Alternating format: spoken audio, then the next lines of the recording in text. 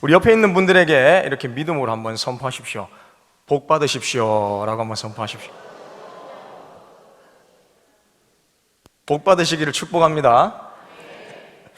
여러분, 사람들은 축복받기를 원하죠. 복 받기 원합니다. 그래서 복 받으십시오 이 말할 때 다들 보니까 평소 때보다 훨씬 많이 웃으시는 것 같더라고요. 복 받는 거 좋아합니다. 복 받으세요, 축복합니다. 행복한 말이죠. 근데 축복의 사전적 의미를 찾아봤더니 이런 겁니다. 행복해지기를 바라며 기뻐하고 축하하는 것. 여러분, 무엇 때문에 행복하십니까? 하나님 때문에 행복하십니까? 믿음이 좋으십니다. 역시 동국교회. 대체적으로 여러분, 사람들이 생각하는 축복의 의미는 비슷합니다. 복 받으십시오, 축복합니다, 축복 받으십시오 이렇게 말했을 때에 사람들이 가지고 있는 이미지가 있다는 겁니다. 축복에 대한 이미지, 부와 명예, 장수, 가정의 평안 등등이겠죠. 물론 이런 것들이 중요하지 않다는 것은 아닙니다. 매우 중요하죠. 가치 있는 것들입니다. 그러나 여러분, 사람들마다 축복에 대한 정의, 그 축복을 통해 주어지는 행복에 대한 기준을 내가 어떻게 내리느냐에 따라 삶의 모습과 열매 또한 완전히 달라진다는 겁니다. 그래서 자신의 욕심에 따라 복을 얻으려는 사람은 거기에 걸맞는 인생과 열매를 맺으면서 살아갑니다. 돈의 행복의 가치를 가지고 있는 사람은 돈을 벌려고 자기 생명을 다해서 최선을 다하면서 살아가겠죠. 어떻게 해서든 수단과 방법을 가리지 않고 돈 버는 데 치중한다는 겁니다. 명예욕이 있는 사람은 어떨까요, 여러분? 자신의 명예를 드높이기 위해서 수단과 방법을 가리지 않습니다. 이것이 자신에게 행복의 기준이 되면 거기에 몰두하면서 살아가게 된다는 겁니다. 야고보서 여러분 4장 3절의 말씀을 보면 이렇게 말씀합니다. 다 같이 한번 읽어볼까요? 시작.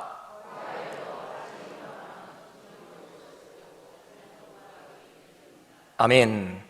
즉 우리가 가진 축복의 기준은 대체적으로 어떤 거냐? 우리의 육신을 만족하게 할 만한 욕심, 정욕과 반드시 연관되어 있다는 겁니다. 아담의 타락 이후에 모든 인간은 자신 안에 있는 부패함과 죄성이 나를 선하고 복된 길로 결코 인도할 수 없음을 우리는 기억해야 됩니다. 여러분 기억하십시오. 저와 여러분들이 가지고 있는 죄성 때문에 내 스스로가 선한 길을 걸어갈 수 없습니다, 여러분. 이것을 기억해야 됩니다. 예를 들어서 나에게 주어진 물질적인 풍요로움이 있다고 하더라도 인간은 스스로 이 물질을 선한 방법으로 사용하고자 하는 능력이 없다는 겁니다. 그런 선한 마음을 품을 수도 없고 선한 방법과 지혜도 사람에게는 없습니다. 막강한 권력을 손에 쥐더라도 인간은 이 권력을 선한 방법으로 사용할 능력이 조금도 없습니다. 역사를 통해서 우리는 수많은 과거의 잘못된 행적을 듣고 보게 되죠. 또 배우게 됩니다. 자신의 명예와 권력을 지키기에 일어난 수많은 패역함들, 살인, 폭력, 거짓. 만일 여러분 우리에게 선을 행할 능력이 있다면 과거의 잘못된 행적을 따르는 것을 철저히 거부하겠죠. 새로운 길을 향해 나아갈 겁니다. 시간이 지나면 지날수록 사람들은 지금보다 조금 더 명확한 선을 지향하는 삶을 살아야 됩니다. 그런데 여러분 시간이 지날수록 사람들이 그렇습니까, 여러분? 명확한 선을 지키면서 여러분 살아갑니까? 과거와 역사 속에서 우리가 잘못된 죄악의 길을 걸어갔음에도 불구하고 그것을 교과서처럼 배워왔음에도 불구하고 인식하고 있음에도 불구하고 그렇다면 시간이 지나면 지날수록 사람들은 점점 선을 갖춰야 될 능력이 있어야 되는데 그렇지 못하다는 것이죠. 이것은 여러분 무엇을 말하고 있는 걸까요? 우리에게는 선을 지향하고자 하는 욕심, 선에 대한 갈망과 욕심이 없다는 겁니다. 잠깐 선한 삶을 사는 것 같지만 지속적이지 못합니다.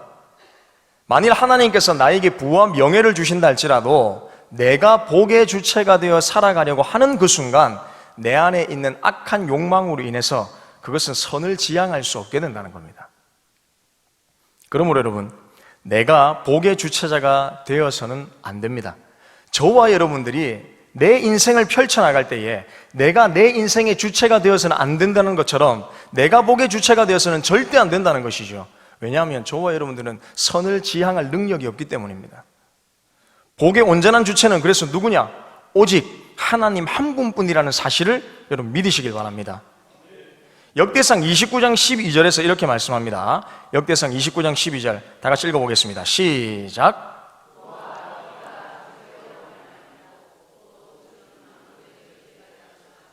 손에 권세와 능력이 있사오니 모든 사람을 크게 하심과 강하게 하심이 주의 손에 있나이다. 아멘. 사랑하는 성도 여러분, 이 믿음의 고백이 저와 여러분들의 믿음의 고백이 되기를 축복합니다. 나의 삶의 모든 양식과 마음의 행동은 내가 주체자가 되어서 이끌어가는 것이 아니라 하나님의 뜻과 섭리 안에 있다는 사실을 믿으시길 바랍니다. 그러므로 여러분, 모든 그리스도인들은 생활의 모든 영역에서 하나님을 인정하면서 사는 겁니다. 세상 사람들과 그리스도인의 여러분 구별점이 무엇일까요? 다른 게 아닙니다. 여러분, 사람들은 하나님이 없다 여기면서 살아가지만, 자기의 생활 방식과 패턴대로 살아가지만, 우리는 철저히 작은 것이라도, 작은 죄라도, 작은 행동이라도 하나님께서 나를 지켜보고 계시고 나의 주인이 되어주셔서 나의 길을 인도하신다, 하나님이 나와 함께 계신다는 그 코람데오의 믿음이 있기 때문에 우린 그리스도인으로서 이 세상 사람들과는 구별된 삶을 살 수 있다는 것이죠. 하나님이 있고 없고의 차이가 이렇다는 겁니다. 여러분, 인식의 차이가 이렇다는 것이죠. 오늘의 여러분 말씀이 가르쳐주고 강조하는 바가 바로 그것입니다. 내 삶과 복의 주체가 누구인가? 누가 복의 근원인가? 복에 대한 정의를 잘못 이해하게 되면 잘못된 자기의 욕심에 따라 살아가게 되죠. 하나님께서 아담을 창조하시고 제일 먼저 하신 일이 여러분 무엇이었습니까? 창세기 1장 27절부터 28절 말씀입니다. 우리 다 같이 한번 읽어볼까요? 27절 28절입니다 시작.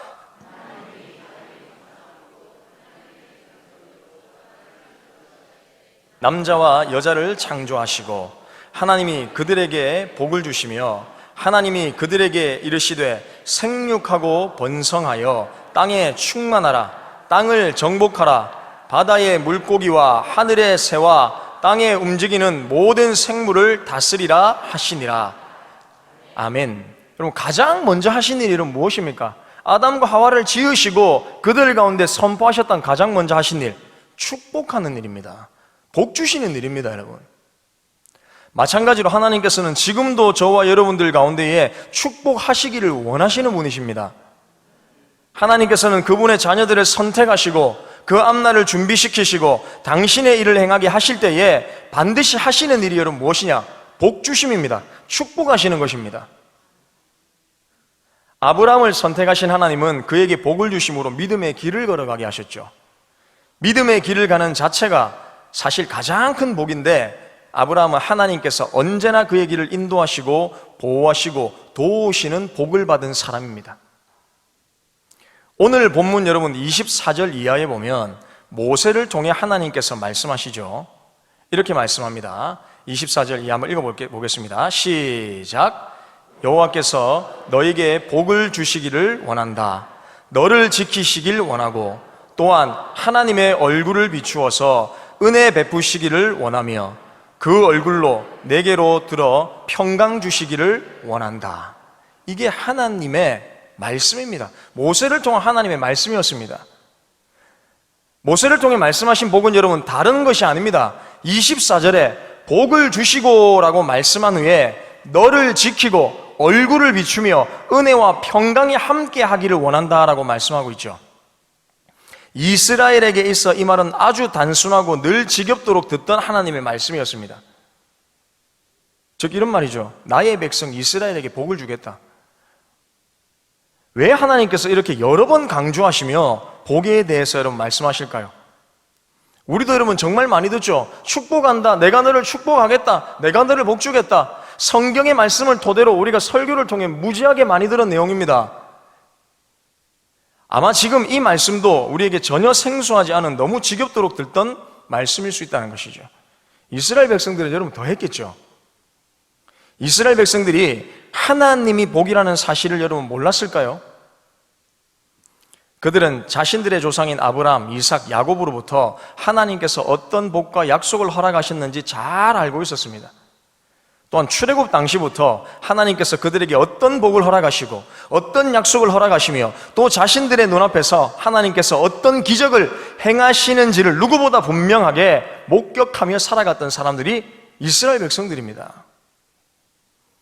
그런데 하나님께서 왜 지겹도록 이 말씀을 하실까요? 그것은 하나님을 향한 입술의 고백과 그들의 삶의 태도가 전혀 달랐기 때문입니다. 입술로는 이렇게 고백하죠. 하나님 주시는 복은 잘 받겠습니다. 그러나 복은 우리에게 주시되 주신 것으로 우리가 알아서 하겠습니다. 우리를 간섭하지는 마십시오. 우리의 삶은 내가 주인이 되어서 살아가겠습니다. 이렇게 말하고 있다는 겁니다. 복 받기는 원하지만 주체는 자신들이 되어야 한다는 것이죠. 원하는 것도 내가 원하는 것이 되어야 되고 내가 누리는 것이 되어야 됩니다. 그러나 기억하십시오. 복을 주시는 분도 하나님이시며 가져가시는 분도 하나님이십니다. 그렇다면 아무리 하나님의 복을 받는다고 한들 주체가 나에게서 하나님으로 바뀌지 않으면 그 복은 여러분 소용이 있겠습니까? 없겠습니까? 소용이 없습니다, 여러분. 주체가 나에게서 하나님으로 바뀌지 않는 이상, 우리의 인생의 주체가 나에게서 하나님으로 바뀌지 않는 이상 그 복은 나에게 소용이 없다는 겁니다. 즉 이 말씀은 진정한 복은 그렇다면 과연 무엇인가? 이 뜻이죠. 이런 내용입니다. 우리가 가지고 있는 어떤 소유에 있는 것이 아니라, 진짜 복은 우리가 가지고 있는 어떤 소유에 있는 것이 아니라 축복의 주체 대신 하나님이 나와 함께 하시고 나를 지키시고 그 하나님의 얼굴을 내게 비춰서 내가 하나님을 알고 그분이 주시는 은혜와 평강을 누리며 살아가는 것이 바로 복이라는 사실입니다. 인간은 여러분 똑똑한 것 같지만 복과 저주를 절대 분별하지 못합니다. 생각해 보십시오. 저와 여러분들이 많은 부와 명예를 누리며 살아가게 된다 하더라도 그 속에 하나님께서 주시는 은혜와 평강, 그분의 보호하심을 누리지 못한다면 그것이 여러분 진짜 복이 될 수 있을까요? 매일매일을 돈 걱정해 또는 자신의 명예가 실추되지는 않을까 하는 염려 속에서 여러분 우리가 살아간다면 그것을 지키기 위해 수많은 거짓과 부정과 불패를 일삼으며 살아간다면 여러분 이것이 내 가운데 수많은 명예가 주어진다 할지라도 경제적인 부를 축적한다 할지라도 우리가 이렇게 살아간다면 그것이 과연 저와 여러분들 가운데 복이 됩니까? 복이 되지 못합니다, 여러분. 하나님의 형상대로 지음받은 아담은 에덴 동산에서 하나님의 복을 마음껏 받고 누리면서 살아갔죠. 그래서 어떻게 하면 잘 먹고 잘 살고 잘 입으면서 살까? 이런 걱정을 하지 않았습니다. 왜냐하면 복을 주시는 주체인 하나님과 늘 무엇을 하면서 살았을까요? 교제하면서 살았기 때문입니다. 친밀한 교제 가운데에 하나님과 아담이 있었기 때문에 이 깊은 교제 속에서 하나님 외에 다른 것이 들어올 여지가 없었던 것이죠. 하나님이 아담의 인생의 가장 최고이자 우선순위이자 완전한 복의 주체이자 복 그 자체였다는 겁니다.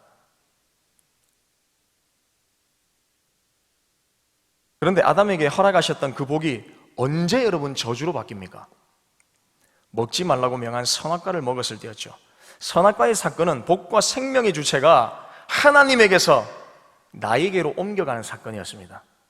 선악과를 먹는 그 즉시, 하나님의 말씀을 불순종하는 그 즉시 어떤 인생이 펼쳐졌냐? 늘 하나님을 의지하며 하나님과 교통하고 하나님과 친밀한 교제 속에서 날마다 주님과의 동행을 누리며 살아갔던 그 놀랍고 하나님께서 주어주셨던 평강과 안식 가운데 살아갔던 아담의 인생이 한순간에 무너지는 사건이었죠. 다른 거 없었습니다, 여러분. 주체가 바뀐 겁니다. 하나님에서 나 자신으로 바뀐 겁니다. 나의 인생의 주인은 하나님이셨는데, 내 복의 주체는 하나님이셨는데 그 주체가 나에게로 바뀐 것이죠.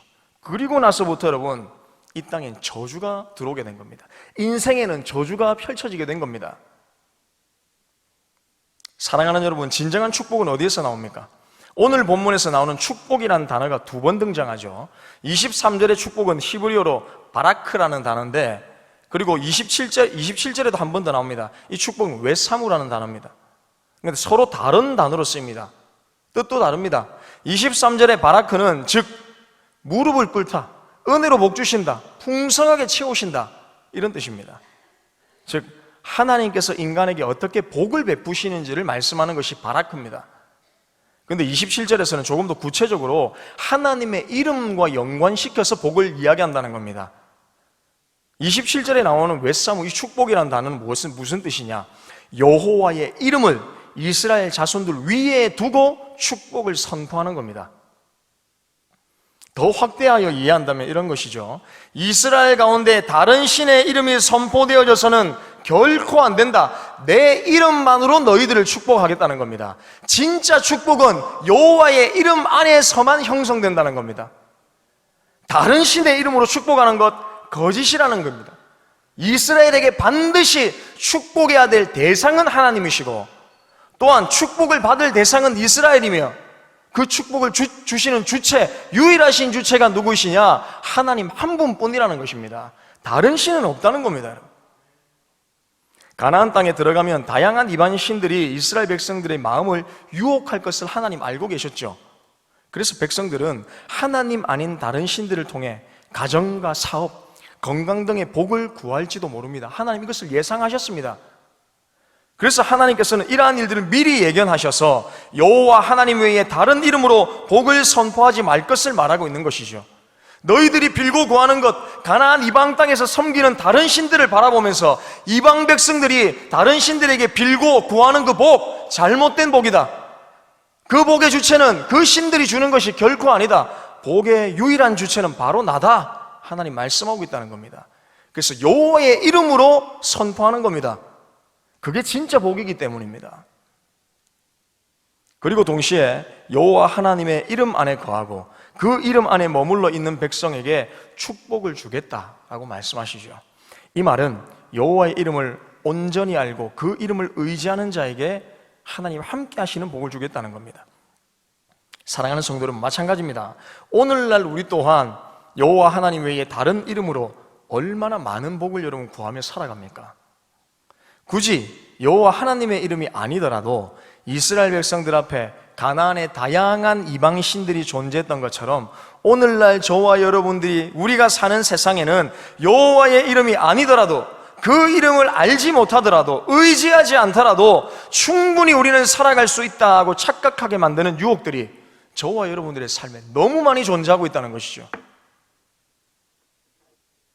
그러나 우리는 오늘 본문을 통해서 잊지 말아야 됩니다. 다른 신이 아닌 여호와 하나님의 이름을 알아야지만, 그 이름만을 의지해야지만 진짜 복을 누릴 수 있다는 사실을 믿으시기 바랍니다. 구약 속에서 여러분 나타나는 이름은 그 사람을 정의 내리는 것과 마찬가지입니다. 정체성을 의미하는 겁니다. 그래서 구약에서 나타나는 이름은 그 사람 자체를 표현하는 것이죠.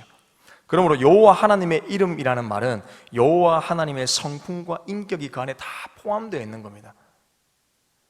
여호와의 이름을 아는 사람만이 여러분 복을 누리는 겁니다. 다른 신이 아닙니다.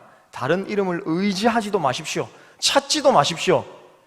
오직 여호와를 의지하는 사람만이 복을 누리는 것입니다. 그래서 여러분, 복은 다른 게 아닙니다.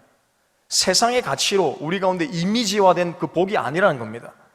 여호와 하나님의 이름을 알고 의지할 때 누리는 복, 즉 우리를 지키시며 우리 가운데에 그분의 얼굴을 비추며 은혜와 평강을 허락하신다는 사실, 그것이 진정한 하나님의 복이라는 사실을 기억하십시오. 진짜 복은 여러분 어떤 것이냐? 하나님 그 자체가 우리 가운데 복입니다. 우리가 하나님과 살아간다면 그것이 복이라는 겁니다. 말씀 마무리하겠습니다. 사랑하는 성도 여러분, 우리는 성경 전체를 통해서 하나님은 우리에게 복 주시기를 원하는 하나님이심을 알 수 있죠. 오늘 본문 앞에 내용인 5장에서는 이스라엘의 진이 거룩해야 함을 선포합니다. 이어서 6장 1절부터 21절을 보면 나실인으로서 구별된 자의 규례를 말씀합니다. 그리고 나서 오늘 본문에서 제사장을 통해 이스라엘 가운데 축복을 선언하시죠. 왜 이 축복의 선포가 여러분 중요할까요?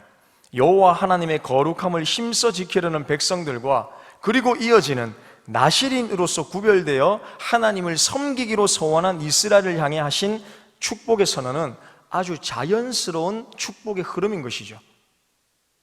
즉 거룩하신 하나님을 따라 섬기는 백성에게는 반드시 하나님께서 복으로 자신들에게, 백성들에게 응답하신다는 사실입니다.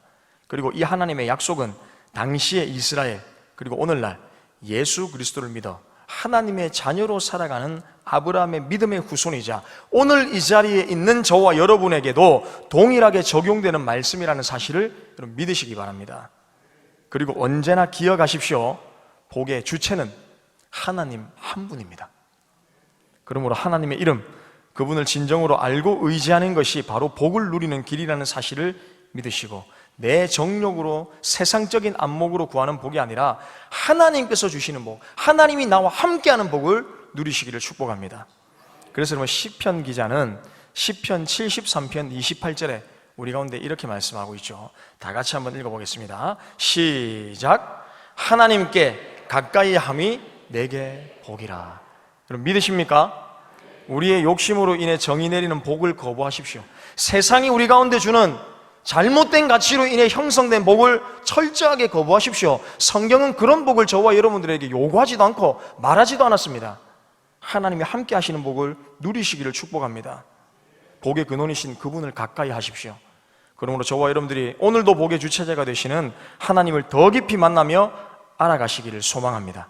그래서 우리의 축복의 근원이자 주체이신 여호와 하나님의 이름 안에서 늘 함께 동행하며 그분이 주시는 은혜와 평강 속에 진정한 복을 누리며 살아가는 저와 사랑하는 우리 모든 동북의 성도님들 다 되시기를 주님의 이름으로 축복합니다.